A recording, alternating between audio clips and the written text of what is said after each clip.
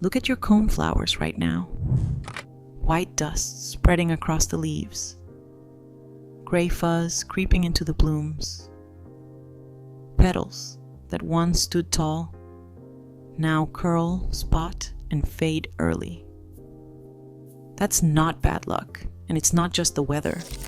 A handful of small, easy-to-miss habits are usually behind it, and one involves a spice sitting in your kitchen. Used well, it can protect new growth, seal fresh cuts, and help a struggling cutting root instead of rot. Reason 3 surprises almost everyone, because it isn't doing what people assume. Skip the order and you'll waste the effort. Reason 5 starts. Reason 5 is the most basic, and most people still get it backwards. You spot that first dusting of white on the lower leaves or gray fuzz settling into a bloom after a stretch of humid days. And the instinct is to wait until things look bad before spraying anything. That feels logical. Why treat a plant that still looks fine? Here's the problem.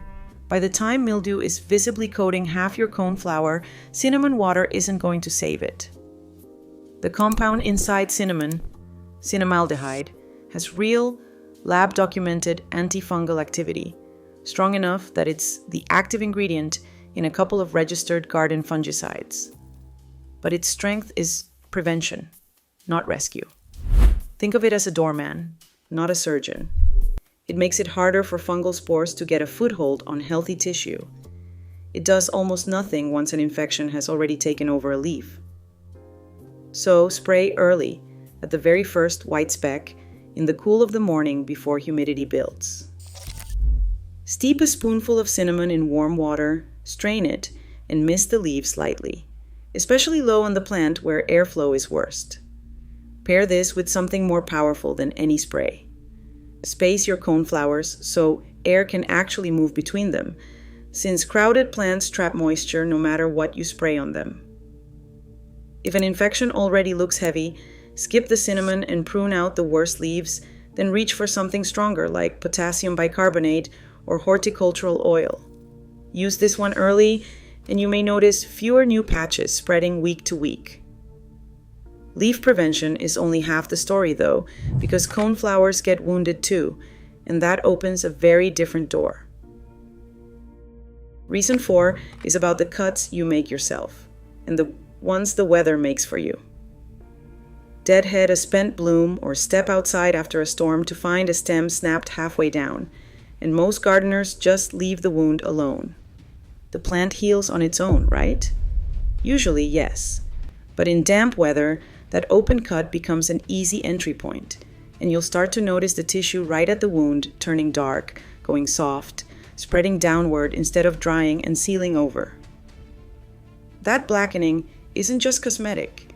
It can travel further into the stem than you'd expect. This is where a light dusting of cinnamon earns its place. Pressed gently onto a fresh cut, it forms a thin antimicrobial layer while the plant does its own work, sealing the wound behind it. Think of it less like medicine and more like a bandage that happens to fight germs while the skin underneath knits itself back together. Timing matters here. Apply it right after cutting, in dry conditions if you can manage it, and only as a light dusting. Pile it on thick, especially right before rain, and it traps moisture against the wound, which works against you instead of for you.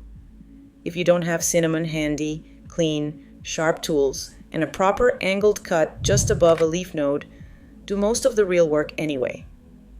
This same trick applies to stems nicked by slugs or storm damage, anywhere the plant has an open wound sitting in wet weather. Watch that cut over the next few days.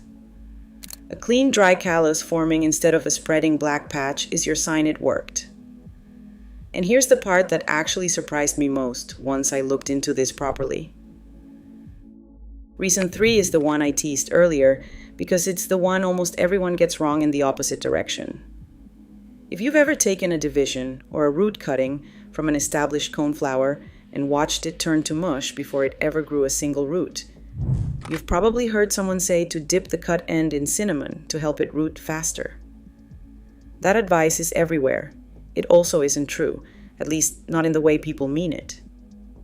Rooting happens because of specific plant hormones, mainly auxins, that trigger new root cells to form at a cut surface. Cinnamon contains none of them. Zero. So if you're expecting cinnamon to speed up rooting the way a commercial rooting hormone does, you're going to be disappointed. Here's the actual mechanism, and it's still genuinely useful. What cinnamon does well is fight the fungal and bacterial rot that kills cuttings before their own hormones ever get the chance to work. A fresh cut sitting in damp soil is vulnerable. And if rot wins that race, it doesn't matter how strong the plant's rooting response would have been. So the real benefit isn't speed, it's survival odds. Dust the cut in lightly before you plant a root cutting or a fresh division, particularly in a cooler, damper stretch of spring or fall when rot moves fast and new roots move slow. If getting a higher percentage of your cuttings to actually take matters more to you than saving a few cents, use an actual rooting hormone with IBA in it, either instead or alongside. Cinnamon won't make roots appear sooner. The sign of success to watch for is a cutting that stays firm and green at the base through those first couple of weeks, instead of turning soft and dark. That's survival, and survival is the whole game with cuttings.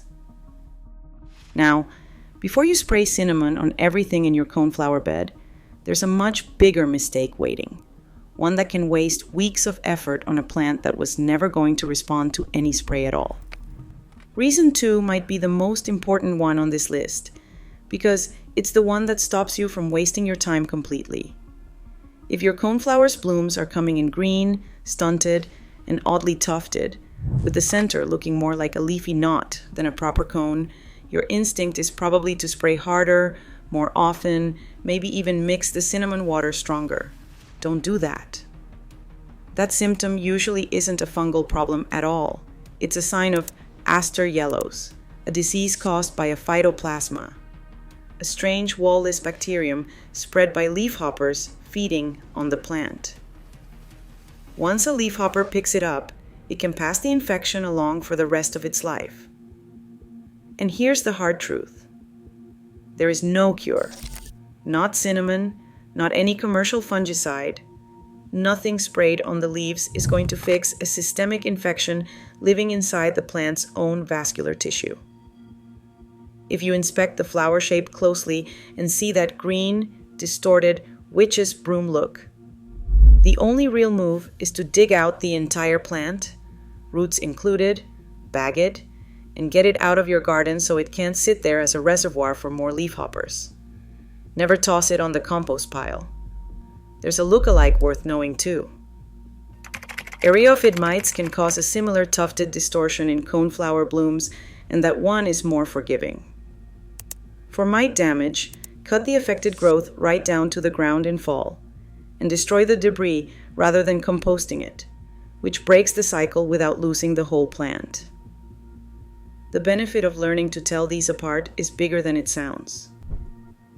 You stop pouring weeks of spraying, feeding, and fussing into a plant that biologically cannot recover, and you protect the healthy coneflowers sitting right next to it.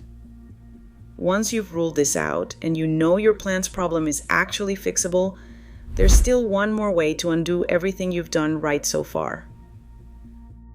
Reason 1 is the mistake that can quietly cancel out everything else on this list, and it has nothing to do with diagnosis. It's about how you actually mix and apply the spray. The instinct here is almost universal. If a little cinnamon helps, more must help faster. Stronger mix, better results, right? Wrong. And this is where things go sideways fast. Cinnamaldehyde is the same compound doing the antifungal work in reasons 5, 4, and 3, but it behaves completely differently depending on concentration. At a light dilution, it's a mild antimicrobial. Push the concentration too high, and that same compound turns phytotoxic. It's actually studied as a natural herbicide at higher strengths, which means an overly strong mix can scorch and burn the very leaves you're trying to protect. Spraying in direct midday sun makes this worse, since heat and a concentrated compound together are a fast way to injure foliage that would otherwise be fine. There's one more mistake tucked in here too: spraying open blooms. Coneflowers exist in a lot of gardens specifically to feed bees and butterflies, and a heavy application right on an open flower can interfere with the very pollinators you're trying to attract. So keep it simple. Use a weak, well-strained cinnamon water, spot test it on a single leaf first, apply it in the cool of early morning or evening rather than midday, and avoid spraying flowers that are actively open and being visited. If you're at all unsure about your dilution, a light dry dusting is the safer bet over a spray. Get this one step right.